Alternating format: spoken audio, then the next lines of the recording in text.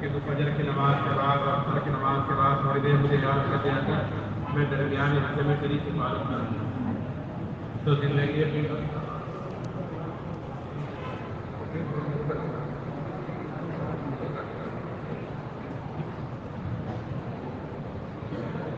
زندگی رہی تھی، پھر عصر کے بعد پھر اللہ کے راستے میں چلتے اس کی قیمت اور بڑھ جاتی ہے۔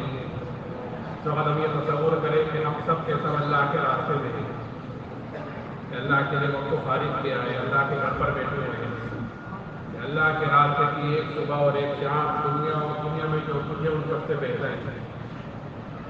لیکن میرے محترم بزرگوں دوستوں، یہ وقت بہتر جب بنتا ہے جب ہم اس وقت کو بہتر بنائیں گے، اور یہ وقت قیمتی جب بنے گا جب ہم اس وقت کو قیمتی بنائیں گے۔ نہیں تو وقت کا کام ہے گزرنا، وہ گزر رہا ہے، آدمی کی زندگی گزر گئی ہر آدمی کو پتہ ہے، لیکن آگے کس کی کتنی باقی ہے یہ کسی کو کچھ پتہ نہیں۔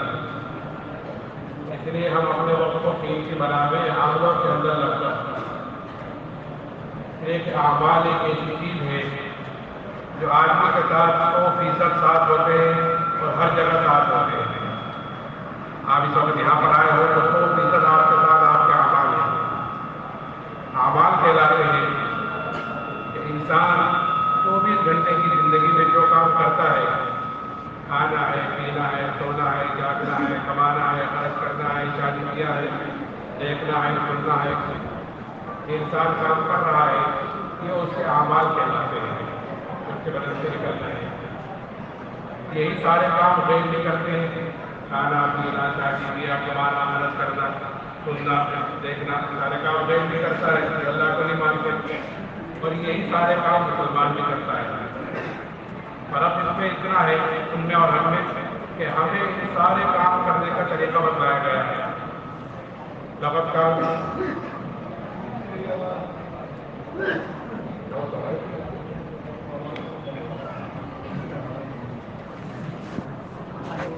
ان میں اور ہم میں فرق اتنا ہے کہ ہمیں ان سارے کام کرنے کا طریقہ بتایا گیا ہے۔ لقد کان لکم فی رسول اللہ اسوۃ حسنہ، کہ تمہارے لیے زندگی گزارنے کا بہترین نمونہ، بہترین طریقہ کہ وہ جناب رسول اللہ صلی اللہ علیہ وسلم کی زندگی ہے، آپ کا طریقہ ہے کہ کل قیامت کے دن اللہ تعالیٰ ہر ایک کو اس طریقے کے مطابق اور اس نمونے کے مطابق دیکھے گا۔ ایک نمونہ بنایا جاتا ہے نا فیکٹریوں میں، کمپنیوں میں، واشنگ مشین کا، فریج کا، گاڑیوں کا، پھر ہر ایک جو بناتے ہیں اس نمونے کے مطابق دیکھتے ہیں، اگر نمونے کے مطابق ہوتی ہے تو پھر ٹھیک ہے، اور اگر اس کے مطابق نہیں ہوگی تو اس کو ریجیکٹ کر دیتے ہیں کہ یہ ٹھیک بنا ہوا نہیں ہے۔ ایسے اللہ تعالیٰ کو قیامت کے دن ہر ایک کو اس نمونے کے مطابق دیکھے گا کہ جس کی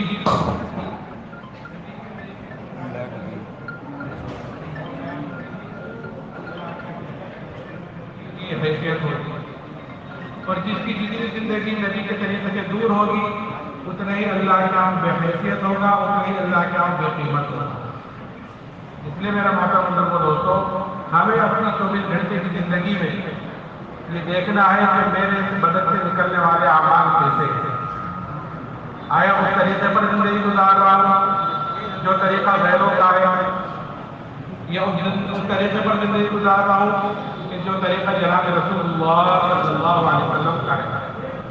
اس لیے کہ حضرت صلی اللہ علیہ وسلم نے پیدائش سے لے کر موت تک ہر موقع کی دعا بھی بتلائی ہے اور ہر چیز کے کرنے کا طریقہ بھی بتلایا ہے۔ اگر ہماری زندگی اس طریقے کے مطابق ہوگی، کیا ہے ہمارا چھوٹے سے چھوٹا کام ہے، بہت چھوٹا کام یا گیا سے گیا گزرا کام۔ ایک آدمی اگر بیت الخلا میں جا رہا ہے تو بیت الخلا میں ایسی جگہ ہے کہ آدمی کو اگر ضرورت نہ ہو تو پاس سے مطلب نہیں گوارا نہیں کرتا۔ اگر بیت الخلا میں گیا ہے اور نبی کے طریقے کے مطابق گیا ہے، نبی کے طریقے کے مطابق نکلا ہے، تو یہ بیت الخلا میں آنا جانا سے تبدیل بن جائے گا۔ آپ نے طریقہ بتایا یہاں تک ایک مرتبہ ایک یہودی نے کافر نے ایک صحابی سے طنز کے طور پر پوچھا، طنز کے طور پر پوچھتے ہیں کہ طنز کے طور پر پوچھا کہ تمہیں تمہارے نبی نے سجدہ کرنے کا طریقہ بتایا، ایسی چیز تبدیل بالکل نہیں تھی کہ آپ کو دیکھتے ہیں جو نہ ماننے والے ہوتے ہیں ادھر کھڑے سے پیشاب کر لیا, ادھر کھڑے سے پیشاب کر لیا, اور بغیر ہاتھ دھوئے اور بغیر کیے اپنا فارغ ہو کے چلے گئے. تو طرز کے طور پر پوچھا کہ تمہارے نبی نے کلیا کرنے کا طریقہ بتایا؟ اور صحابی نے فخر کے طور پر کہا کہ ہاں ہمارے نبی نے تو ہمیں اس طریقہ کرنے کا بھی طریقہ بتایا. اتنا مبارک طریقہ اللہ تعالیٰ نے آپ کو دیا ہے. اگر اس طریقے کے مطابق ہماری زندگی ہوئی تو اللہ نے ہماری زندگی کی قیمت ہے. اور اگر خدا نہ خاصہ اچھا ہم لوگ ایک دو عمل کا نام ہی سمجھے ہوئے ہیں, نماز پڑھتے ہیں الحمدللہ بہت اچھی بات ہے, تو خالی نماز پڑھنا اتنا دین نہیں ہے, خالی نماز پڑھنا اتنا دین نہیں ہے, بلکہ دین تو عمل کے مجموعے کا نام ہے. عمل کا مجموعہ صبح سے شام تک انسان جو کام کر رہا ہے کہ وہ ہمارے دوست کی زندگی کے دین پر آ رہے ہیں. جیسے نماز ایک نام ہے, نماز پڑھنے کے پڑھی نماز ایک نام ہے, لیکن نماز ایک عمل کا نام نماز نہیں ہے, بلکہ اس میں قیام بھی ہے, سجود بھی ہے, سجدہ بھی ہے, تشہد بھی ہے, جلسہ بھی ہے, قرات بھی ہے, یہ ساری چیز جب ہو جاتی ہے تو اس کا نام بنتا ہے نماز. اگر کسی ایک چیز میں کمی ہونی ہے تو پھر کسی کی نماز میں کمی ہے. ایسے ہماری زندگی گزارنے میں کس شعبے میں, ہمارے کمانے میں, ہمارے خرچ کرنے میں, ہماری شادی بیاہ میں نکاح بھی ماشاء اللہ بہت سارے نظر آتے نکاح بھی ہیں. تو ہماری شادی بیاہ میں آپ شادی بیاہ سے کہ برکتیں ختم ہو گئی ہیں. وہ کیوں ختم ہو گئی ہے کہ ہم نے طریقہ جناب رسول اللہ صلی اللہ علیہ وسلم کہ جس زندگی میں جس شعبے میں نبی کا طریقہ نہیں ہوگا کہ اس زندگی کے اس شعبے میں بے برکتی ہوتی ہے اور آج سے پریشان ہوتا ہے. تو میں عرض کر رہا تھا کہ جو 24 گھنٹے کی ہماری زندگی ہے وہ انسان کے اعمال کہلاتے ہیں.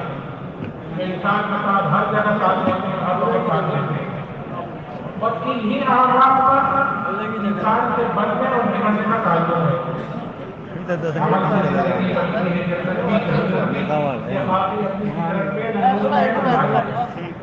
انسان کے بننے بگڑنے کا تعلق دنیا کی کسی بھی چیز سے نہیں ہے, نہ مال سے, نہ ملک سے, نہ جائیداد سے, نہ اسباب سے, کسی چیز سے انسان کے بننے بگڑنے کا تعلق نہیں ہے, بلکہ انسان کے بننے اور بگڑنے کا تعلق وہ انسان کے اعمال سے ہے. آج انسان کے اعمال خراب ہے, اس لیے پوری زندگی پوری دنیا کا ماحول خراب ہے. ادھر ماحول خراب ہے, ماحول خراب ہے, تو ماحول خراب یعنی کہ انسان کے اعمال خراب ہے. انسان کے اعمال صحیح ہوں گے تو ماحول صحیح ہوگا. تو اس لیے ہمیں بنیادی طور پر سب سے پہلے اپنے عملوں کی طرف سے فکر مند ہونا ہے کہ میرے بدن سے نکلنے والے اعمال کیسے ہیں. اس لیے جناب رسول اللہ صلی اللہ علیہ وسلم نے اپنے صحابہ کو عمل کی طرف سے فکر مند کیا تھا, اور آپ نے مثالیں دے دے کر سمجھایا تھا. آپ نے ایک مرتبہ پوچھا مثال دے کر, تم جانتے ہو تمہارے مال کی اور تمہارے اہل و عیال کی اور تمہارے اعمال کی مثال کیا ہے؟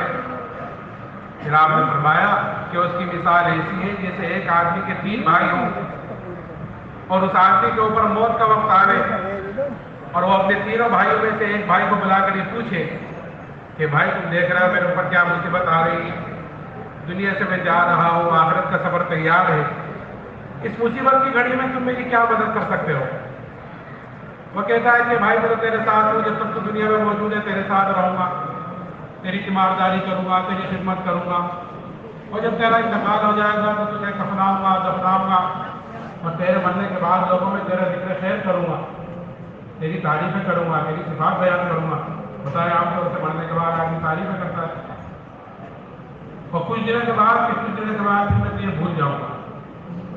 آپ نے فرمایا یہ اس کے گھر والے ہیں, اس کے اہل و عیال ہیں, یہ بھائی تو ہے.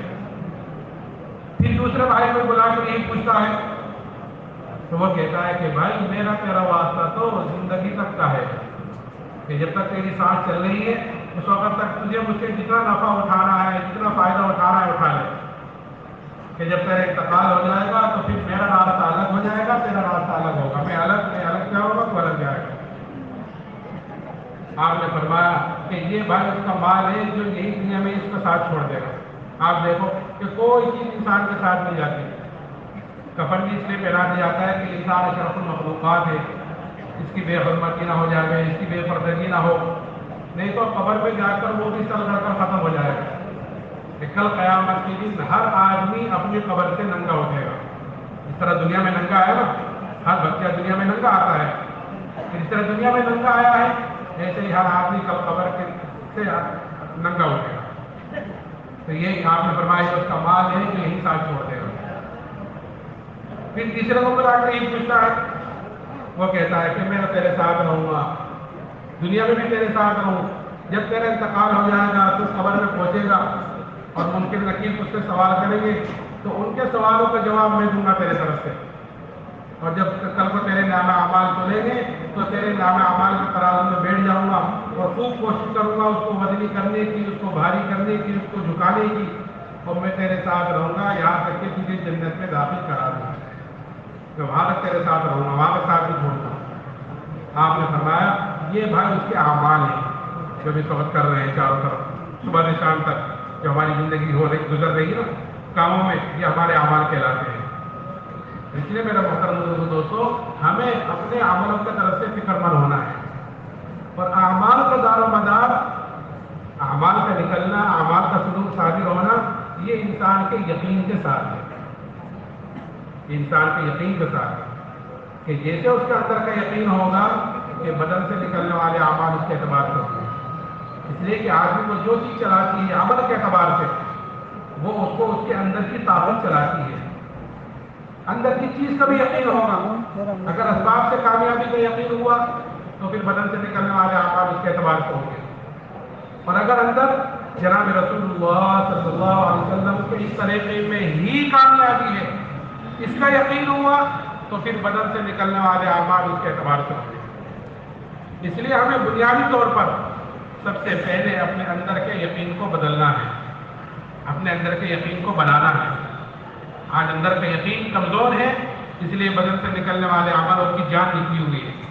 اندر کا یقین یعنی ایمان، جیسے میں نے کہا نا اندر کی طاقت آدمی کو چلاتی ہے، کہ ایمان کمزور ہے اس لیے بدن سے نکلنے والے اعمال بھی کمزور ہے۔ اس لیے دوستو بزرگوں، ہمیں سب سے پہلے اپنے اندر کے یقین کو یعنی اپنے ایمان کو بنانا ہے کہ یہ ایمان کہ اللہ نے مجھے اور آپ کو سب سے بڑی نعمت مرحمت فرمائی ہے، اس سے بڑی کوئی نعمت نہیں، اس لیے کہ انعامات تو اللہ تعالیٰ کے بے شمار ہیں، کہ قرآن میں یہ کہتا ہے کہ وَإِن تَعُدُّوا نِعْمَتَ اللَّهِ لَا تُحْصُوهَا، کہ اللہ کے انعامات تو اتنے ہیں کہ اگر تم ان کو گننا بھی چاہو، شمار بھی کرنا چاہو تو تم ان کو گن نہیں سکتے، شمار نہیں کر سکتے۔ قدم قدم پر، سانس سانس پر اللہ تعالیٰ کی نعمتیں بارش کی طرح ہمارے اوپر اتر رہی ہیں، اور ایسی ایسی نعمتیں کہ اللہ کی ایک نعمت بڑی نعمت ہوتی ہے لیکن ہمارا دھیان ادھر بھی جاتا کہ یہ بھی اللہ کی نعمتوں میں تو کوئی نعمت ہے۔ اس لیے کہ ہر چیز کی قدر و قیمت، ہر چیز کی قدر و قیمت آدمی کو اس وقت پتہ چلتی ہے جب وہ چیز ہاتھ سے نکل جاتی ہے۔ جب تک کوئی چیز آدمی کے ہاتھ میں ہوتی ہے اس کی قدر و قیمت کا اندازہ نہیں ہوتا، کہ جب وہ چیز ہاتھ سے نکل گئی تو پتہ چلتا ہے کہ میں نے کتنی بڑی چیز کھوئی ہے۔ اس لیے حدیث پاک کا مفہوم ہے کہ 5 نعمتوں کی قدر کرو، یعنی 5 چیزوں کی قدر کرو 5 چیزوں سے پہلے۔ اگر ہم غور کریں تو ان 5 چیزوں میں پوری زندگی کا مجموعہ آ گیا، پوری زندگی کا، کہ 5 چیزوں کی قدر کرو۔ فرمایا کہ جوانی کی قدر کرو بڑھاپے سے پہلے، کہ جوانی کہ یہ اس کی عبادت اللہ کا مقبول ہے۔ کیوں؟ اس لیے کہ اس میں آزادی کبھی ہوتے ہیں، آدمی کے اندر خواہشوں کا بھی زور ہوتا ہے، کہ ایسا آدمی کہ خواہشوں کو قربان کر کر اپنی جوانی اللہ کی عبادت میں، اس کے دین کو پھیلانے میں، اس کے دین پر چلنے میں اپنی جوانی لگاتا ہے تو پھر ایسی جوانی کے بعد اللہ کا مقبول ہے۔ اس لیے وہ 7 آدمی جو کل عرش کے سائے کے نیچے ہوں گے ان میں وہ جوان بھی ہوگا جو جوانی میں اللہ کی عبادت کرتا ہوگا، لیکن ایک مرتبہ چلی گئی اب وہ کسی قیمت پر جوانی واپس نہیں آنے والی ہے۔ شیطان دھوکے میں ڈالے رکھتا ہے جوانی کے معاملے میں کہ ابھی ٹھیک ہے کر لیں گے، ابھی تو وقت ہے، ابھی تو ہے، ابھی تو زندگی ہے، دھوکے میں ڈالتا ہے، تو پھر دھوکے میں ڈال کر یہ جوانی گزر جاتی ہے۔ تو اس وقت جسم ساتھ دیتا تو دل نے ساتھ نہیں دیا۔ جوانی میں جسم ساتھ دیتا ہے عبادت کرنے کا، لیکن دل نے ساتھ نہیں دیا کہ ہو جائے گا کر لیں گے، بڑھاپے میں دل ساتھ دیتا ہے تو جسم خراب ہو جاتا ہے، ختم ہو جاتا ہے، نہ کھڑے ہونے کی طاقت، نہ تہجد چھوڑنے کی طاقت، نہ مسجد میں جانے کی طاقت. تو اس وقت کیا بڑھاپا آیا، اب دل کہہ رہا ہے کہ عبادت کرے تو جسم ساتھ نہیں دے رہا ہے، اور جوانی میں جسم ساتھ دیتا ہے تو دل ساتھ نہیں دیتا کہ ٹھیک ہے کر لیں گے. تو جوانی کی قدر کرو بڑھاپے سے پہلے پہلے، اور مالداری کی قدر کرو تنگ دستی سے پہلے پہلے. اللہ نے مال دیا ہے کہ خیرات میں، کہ بیواؤں پر، مسکینوں پر، یتیموں پر، مدرسوں میں کہ خرچ کرے، کہ کب سے پہلے، کہ اس سے پہلے کہ تمہارے ہاتھ تنگ ہو جائے. جیسا آج کل حالات آئے اچانک، پہلے تو نوٹ بندی پر حالات آئے، کیسے کیسے حالات آئے، پھر اس کے بعد لاک ڈاؤن ہوا تو اس پر کاروبار یہاں پر ہوتے ہیں، کافی دعاؤں کے لیے کہتے ہیں کہ کہاں سے کہاں تھے اور کہاں سے کہاں پہنچ گئے. مالداری کی قدر تنگ دستی سے پہلے پہلے، اور خالی اوقات کی قدر کرو مشغولی سے پہلے پہلے. خالی اوقات کی قدر کیا ہے؟ مثال کے طور پر ایک حدیث پاک کا مفہوم ہے کہ جو آدمی 40 دن اخلاص کے ساتھ اس طرح نماز پڑھے کہ اس کی تکبیر اولیٰ پہنچ رہا ہو 40 دن، تو اس کو 2 بڑے پروانے اللہ کی طرف سے ملتے ہیں. ایک پروانہ جہنم سے چھٹکارے کا، اور دوسرا نفاق سے بری ہونے کا. آخرت میں انسان کے 2 ٹھکانے ہیں، یا تو جنت یا دوزخ، یا تو ادھر یا ادھر، اور تیسری کوئی جگہ نہیں ہے. تو جو جہنم سے بری ہونا کہ کس پر، کہ 40 دن اخلاص کے ساتھ اسی طرح نماز پڑھے کہ تکبیر اولیٰ پہنچ رہا ہو. تو ماشاءاللہ جیسے حاجی نے بتلایا یہاں والوں نے کہ جماعتیں بھی ماشاءاللہ بہت ساری ہیں، 4 مہینے کی بھی ہے اور چلے کی بھی ہے. 100 سے اوپر جماعتیں ہیں ماشاءاللہ. اللہ آسان فرماوے، آپ حضرات کے نکلنے کو قبول فرماوے. تو اللہ کے راستے میں نکل کر اس حدیث پر عمل کرنے کا بہترین وقت ہوتا ہے. نہ گھر ہے، نہ کاروبار ہے، نہ دوست احباب ہے، نہ کسی کی خوشی میں جانا، نہ کسی کے غمی میں جانا، کہ ہر وقت مسجد ہی میں رہنا ہے اور کوئی کام ہی نہیں ہے. دعوت کے لیے نکلے ہیں، ملاقاتوں کے لیے نکلے ہیں، پھر موقع سے اگر مسجد میں آ گئے، یہیں کھانا، یہیں پینا، یہیں سونا، یہیں اٹھنا. تو اس حدیث پر عمل کرنے کا اللہ کے راستے میں نکل کر بہترین وقت ہوتا ہے. اگر اس حدیث پر اللہ کے راستے میں نکل کر عمل نہ ہوا تو گھر آ کر اس حدیث پر عمل کرنا مشکل ہو جائے گا. کیوں؟ کیونکہ انسان کے ساتھ سینکڑوں جھمیلے ساتھ لگے ہوئے ہیں. 38 دن تک، 39 دن تک تکبیر اولیٰ کے ساتھ پڑھتا رہا.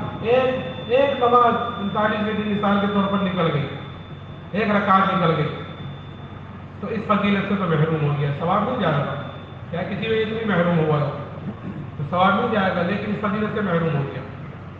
تو میں نے یہ مثال کے طور پر لایا کہ خالی اوقات کی قدر، کہ یہاں اس حدیث پر عمل ہو سکتا تھا کہ قدر کرتا مشغولی سے پہلے پہلے، کہ گھر جانے سے پہلے پہلے. خالی اوقات کی قدر کرو مشغولی سے پہلے پہلے، اور صحت کی قدر کرو بیماری سے پہلے پہلے. صحت دیکھیے اللہ نے بڑی نعمت دی ہے. دیکھو اسپتالوں میں جا کر کہ کتنے لوگ پڑے ہوئے ہیں، صبح سے شام تک ڈاکٹروں کی دکانیں بھری ہوئی ہیں. کتنے لوگ ہیں کہ بیمار ہیں.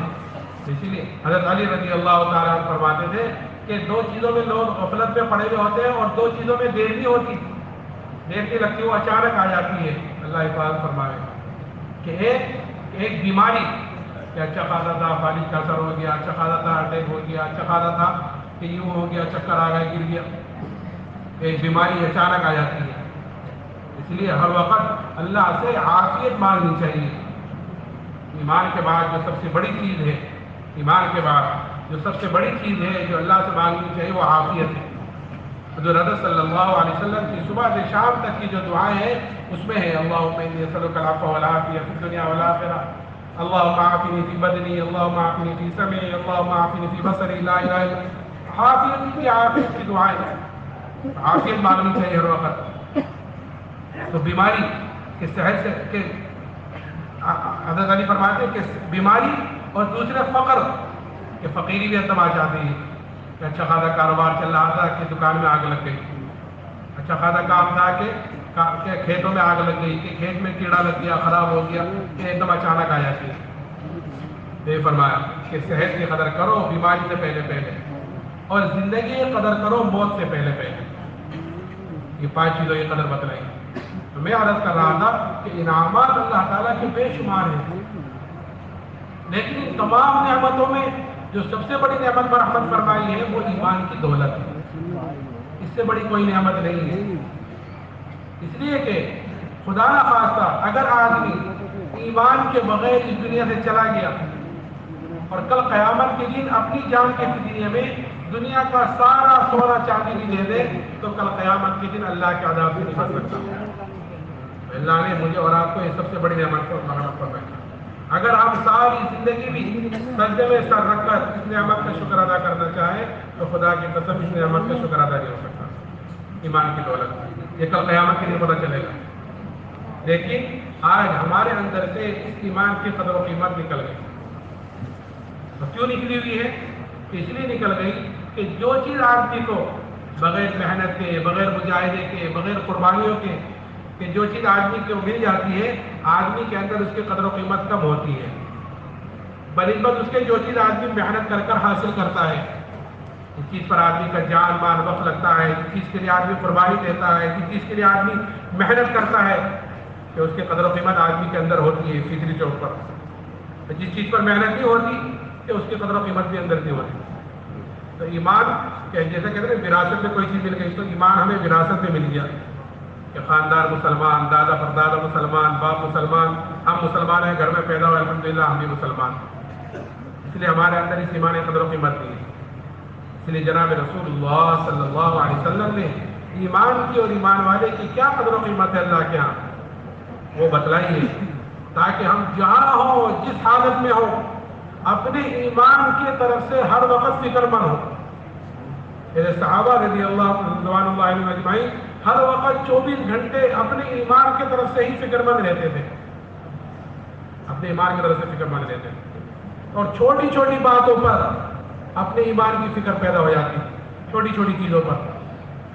ایک صحابی حضرت حنظلہ رضی اللہ تعالیٰ ایک مرتبہ گھر میں بیٹھے ہوئے باہر نکلے اور یہ کہتے ہوئے نکلے کہ نافق حنظلہ، کہ حنظلہ تو منافق ہو گیا۔ حضرت ابوبکر صدیق رضی اللہ تعالیٰ تشریف لے جا رہے تھے، ان سے کہا کہ حنظلہ تو منافق ہو گیا۔ تو پوچھنے لگے تم کس وجہ سے کہہ رہے حنظلہ منافق ہو گیا، کیا وجہ ہے؟ آپ نے فرمایا کہ جب آپ حضور حضرت صلی اللہ علیہ وسلم کی خدمت میں ہوتے ہیں اور آپ جنت کا، دوزخ کا، قبر حشر کا ذکر کرتے ہیں تو ہمارے قلوب گویا ایسے ہو جاتے ہیں جیسے بالکل ہمارے سامنے قلوب نرم پڑ جاتے ہیں بالکل۔ اور جب ہم گھر آ جاتے ہیں تو بیوی بچے پاس آتے ہیں، کچھ ہنسی مذاق کی باتیں شروع ہوتی ہے تو وہ کیفیت ختم ہو جاتی ہے جو نبی کی مجلس میں ہوئی۔ حضرت ابوبکر نے فرمایا کہ بھئی یہ چیز تو ہمارے اندر بھی ہے، چلو چل کر حضور سے پوچھتے ہیں۔ تو اتنی سی بات پر فکر کی چیز ہے نا کہ ہم چھوٹے چھوٹے نقصان کو دنیاوی اعتبار سے دیکھتے ہیں کہ بھئی یہ دنیاوی نفع، اتنی سی چیز میں نفع ہوا اور اتنی سی چیز میں نقصان ہو گیا۔ اب جس سے نقصان ہوا ہے اس کی فکر کرتا ہے تاجر کہ اس چیز میں کی وجہ سے نقصان ہوا، میں نے یہ قدم اٹھایا تھا اس چیز کی وجہ سے نقصان ہوا، میں نے اس کے ساتھ ساجھا کیا تھا اس چیز کی وجہ سے نقصان ہوا، تو اس چیز کو دیکھتا ہے اس چیز کی وجہ سے نقصان ہوا ہے۔ صحابہ اس چیز کو دیکھتے تھے جس چیز کی وجہ سے دین میں نقصان ہو، اس کے طرف سے فکر مند ہوتے تھے۔ اتنی سی بات پر کہ گھر میں کیفیت کچھ اور ہے اور نبی کی مجلس میں کیفیت کچھ اور ہے، اپنے منافق ہونے کا ڈر پیدا ہوا۔ تو میں عرض کر رہا تھا کہ حضور حضرت صلی اللہ علیہ وسلم نے اپنے صحابہ کے اندر ایمان کی قدر و قیمت اتاری تھی۔ کہ کیا قدر بتلائی تھی؟ کہ یہ قدر بتلائی تھی کہ ایمان والے کی یہ قدر ہے اللہ کے ہاں کہ جب تک ایک ایمان والا اس دنیا میں موجود رہے گا اللہ تعالیٰ اس سات و زمین آسمان کے نظام کو باقی رکھے گا ایک ایمان والے کی وجہ سے۔ اس وقت کتنے مسلمان ہیں اس دنیا میں؟ محدود لا تعداد، کہ سب دنیا میں چلے جائیں اور ہم میں سے ایک باقی رہے تو ہماری ایک ہی کی وجہ سے، ایک کی وجہ سے یہ سات و زمین اور آسمان کے نظام کو اللہ باقی رکھے گا۔ ایک اللہ کہنے والا ہوگا تو یہ قدر بتلائی ایمان والے کی، اور قیمت بتلائی ہے کہ اگر رائے کے دانے کے برابر کی ایمان کو بچا کر نہیں گیا تو اللہ تعالیٰ اس دنیا سے 10 دنی بڑی جنت مرحمت فرمائے گا۔ اب جس کا ایمان جتنا اونچا ہوگا، جس کا ایمان جتنا اعلیٰ ہوگا کہ کل قیامت کے دن اس کی اتنی بڑی جنت ہوگی۔ یہ اللہ نے ہمیں دعوت تبلیغ والا جو کام کیا ہے آسان سا، یہ اپنے ایمان کو بنانے کے لیے کہ آدمی جب چلے 4 مہینے میں جاتا ہے اور ہر وقت اللہ کی بڑائی کو بولتا ہے، اللہ کی بڑائی کو سنتا ہے، اس کی دعوت دیتا ہے، لیکن آدمی کی فطرت ہے کہ آدمی جس چیز کی دعوت دے گا اس چیز کا یقین آدمی کے اندر اترے گا۔ تاجر تجارت کی دعوت دے رہا ہے تو تجارت کا یقین اندر ہے، کھیت والا کھیتی کی دعوت دے رہا ہے تو اس کا یقین اس کے اندر ہے، جو وکیل ہے وہ وکالت کی طرف دعوت دے رہے ہیں تو اس کا یقین اس کے اندر ہے کہ آدمی جس چیز کی دعوت دے گا اس چیز کا یقین اس کے اندر اترے گا۔ جب ہم اللہ کی بڑائی کو بولیں گے اور اس کی دعوت دیں گے مستقل، اور اس کی بڑائی کو سنیں گے، تو پھر اللہ سے ہونے کا یقین اندر پیدا ہوگا، اور جب اللہ سے ہونے کا یقین اندر پیدا ہوگا تو پھر بدن سے نکلنے والے اعمال ہمارے صحیح ہوں گے، بدن سے نکلنے والے اعمال، اس لیے کہ جو کامیابی اللہ نے رکھی ہے وہ ایمان اور اعمال صالحہ پر رکھی ہے، ایمان اور اعمال صالحہ، پھر بدن سے نکلنے والے اعمال ہمارے صحیح ہوں گے۔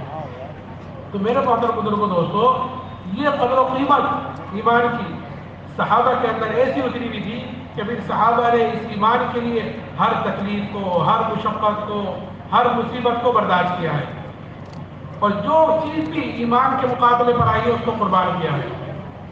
آدمی کے اندر جب کسی چیز کی قدر و قیمت اتر جاتی ہے تو پھر آدمی اس کے لیے اپنی ساری چیز جھونک دیتا ہے، اس کے لیے ساری چیز لگا دیتا ہے، جس چیز کی قدر و قیمت آدمی کے اندر اتر جاتی ہے۔ صحابہ کے اندر ایمان کی قدر و قیمت اتر گئی تھی، اس لیے صحابہ نے اپنے ایمان کے لیے کہ اپنی جان، اپنا مال کہ ساری چیز جھونک دی اس ایمان کے ساتھ، اور ہر تکلیف مصیبت کو برداشت کیا۔ ہم تعلیم کے حلقوں کے ذریعے سے ہم صحابہ کے قصے سنتے رہتے ہیں، لیکن دوستو بزرگوں، یہ سننا سنانا خالی سننا سنانے تک محدود نہیں ہے، بلکہ سننا سنانا تو اس لیے ہے تاکہ ہم ان قصوں سے اثر لینے والے بنیں، اور اثر لے کر اس کے مطابق اپنی زندگی کو ڈھالنے والے بنیں، کہ جو ایمان اللہ نے صحابہ کو مرحمت فرمایا تھا وہی ایمان اللہ نے مجھے اور آپ کو بھی مرحمت فرمایا ہے۔ وہ بھی اللہ کو ایک مانتے تھے، الحمدللہ اللہ کا فضل ہے ہم بھی اللہ کو ایک مانتے ہیں، بس وہ اللہ ہی کی مانتے تھے، اور ہم ان کے ساتھ کسی غیر کو بھی شریک کرتے ہیں۔ غیر کا مطلب یعنی اسباب، کہ ہاں ٹھیک ہے کرنے والی ذات تو اللہ ہی کی ہے، لیکن دکان کی ہے، لیکن یہ بھی ہے، لیکن وہ بھی ہے۔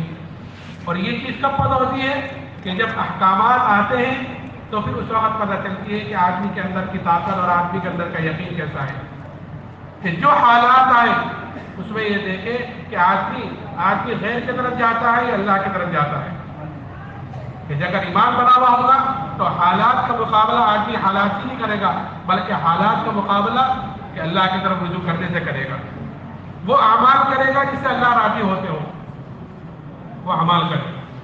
تو صحابہ کے اندر یہ قدر و قیمت اتری ہوئی تھی۔ ایک صحابی حضرت خباب بن ارد رضی اللہ تعالیٰ عنہ، ان سے ایک مرتبہ حضرت عمر رضی اللہ تعالیٰ عنہ نے پوچھا کہ خباب اس تکالیف کی تفصیل بتلاؤ جو ایمان کی وجہ سے تم پر آئی ہے، جو حالات، جو مصیبتیں تم پر آئی ہیں، کہ وہ ان کی تفصیل تو بتلاؤ۔ حضرت خباب نے فرمایا امیر المومنین آپ ذرا میری کمر دیکھیں۔ جب کمر دیکھی تو حضرت عمر نے فرمایا خباب ایسی کمر تو کسی کی نہیں دیکھی جیسی تمہاری ہے۔ تو حضرت خباب نے فرمایا کہ ہاں امیر المومنین، مجھے آگ کے انگاروں پر لٹا کر گھسیٹا جاتا تھا، اور میری چربی سے میرے خون سے آگ بجھتی تھی، کہے کی وجہ سے کہ ایمان کی وجہ سے۔ یہ ایک عورت کے غلام تھے، جب اس کو یہ پتہ چلا کہ جناب رسول اللہ صلی اللہ علیہ وسلم سے ملتے ہیں، یعنی ایمان لے کر آ گئے ہیں، تو سریے کو گرم کر کر اس سے ان کے بدن کو داغ دیتی ہے سزا کے طور پر۔ لیکن اس مصیبت کا برداشت کرنا اور اس مصیبت کا جھیلنا کہ آسان ہوا ہے ایمان کے مقابلے میں، کیونکہ ایمان کی قدر و قیمت اندر اتری نہیں تھی۔ اس لیے میرے محترم بزرگوں دوستو، یہ سارے اجتماعات کا ہونا، جوڑ کا ہونا، یہ ہمیں بھی ہمارے اندر احساس پیدا کرانے کے لیے ہے۔ یہ خالی اس کے لیے نہیں ہے کہ تاریخ مل گئی، حضرات آ گئے اور جوڑ ہو گیا، بڑا اچھا جوڑ ہوا، اتنا مجمع ہو گیا تھا، اس کے لیے نہیں ہے، بلکہ یہ احساس پیدا کرانے کے لیے ہے کہ مجھے کیوں اللہ نے پیدا کیا، میں کیوں دنیا میں آیا ہوں۔ افحسبتم انما خلقناکم عبثا وانکم الینا لا ترجعون، قرآن پوچھتا ہے کہ کیا تم یہ گمان کرتے ہو کہ تم کو یوں ہی بیکار پیدا کیا گیا ہے؟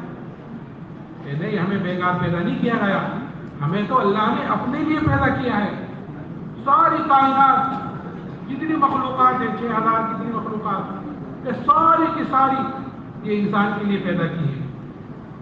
سب انسانوں کے کاموں میں لگی ہوئی ہیں، سب انسان ہر انسان اس سے فائدہ اٹھاتا ہے، ساری مخلوقات، لیکن انسان کو اللہ نے صرف اپنے لیے پیدا کیا ہے۔ وما خلقت الجن والانس الا لیعبدون، کہ میں نے انسان اور جنات کو اپنی عبادت کے لیے پیدا کیا ہے، اپنی عبادت کے لیے بنایا ہے۔ تو عبادت خالی نماز پڑھنا اس لیے عبادت نہیں ہے، خالی نماز پڑھنا اس لیے عبادت نہیں ہے، بلکہ عبادت تو ہر وہ عمل بن جاتا ہے، ہر وہ چیز دین بن جاتی ہے جو عمل ہمارا نبی کے طریقے کے مطابق ہو، جیسے میں نے کہا تھا۔ خالی عبادت نماز پڑھنا نہیں ہے، بلکہ عبادت ہر عمل وہ بن جائے گا جو ہمارا عمل نبی کے طریقے کے مطابق ہے۔ تو یہ چلے 4 مہینے میں نکالنا اور یہ ماشاءاللہ جوڑوں کا ہونا، یہ اپنے اندر یہ احساس پیدا کرانے کے لیے تو اللہ کے راستے میں نکالا جاتا ہے، تاکہ دعوت کے ذریعے سے ہمارے اندر کا یقین بدلے۔ جب اندر کا یقین بدلے گا تو پھر بدن سے نکلنے والے اعمال صحیح ہوں گے۔ آج بدن سے نکلنے والے عملوں کا جو جنازہ نکلا ہوا ہے وہ اندر کے یقین کی کمزوری کی وجہ سے۔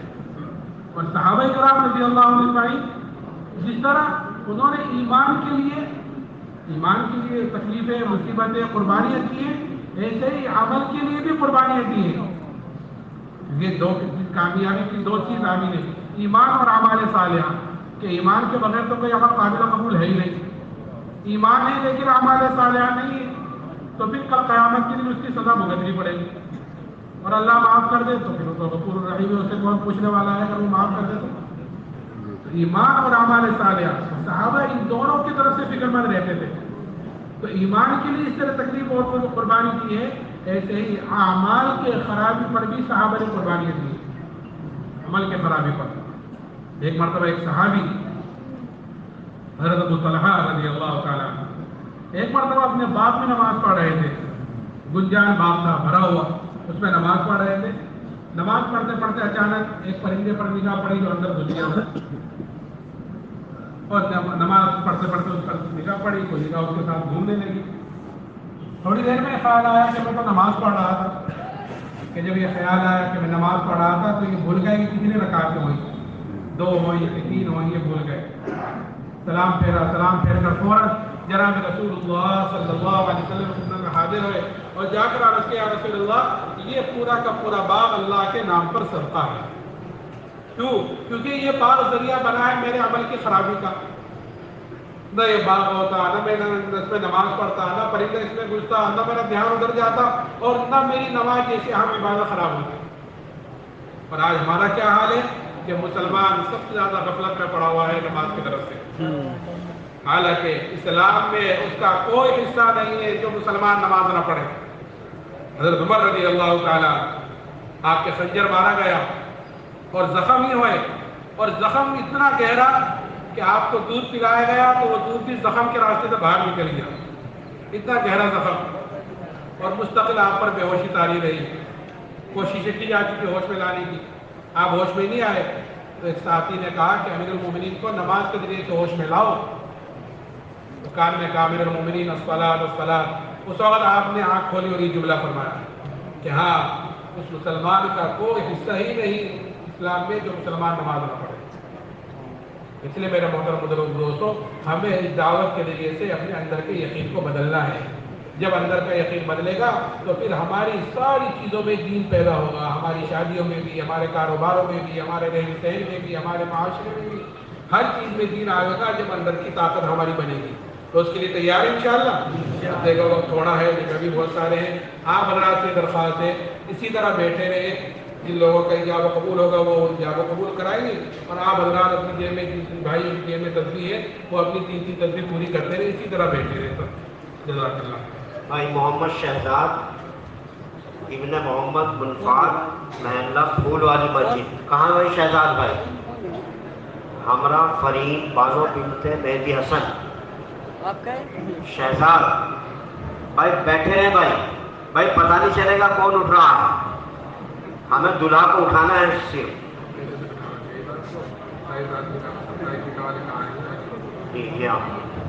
مولانا محمد محسن ابن محمد مبین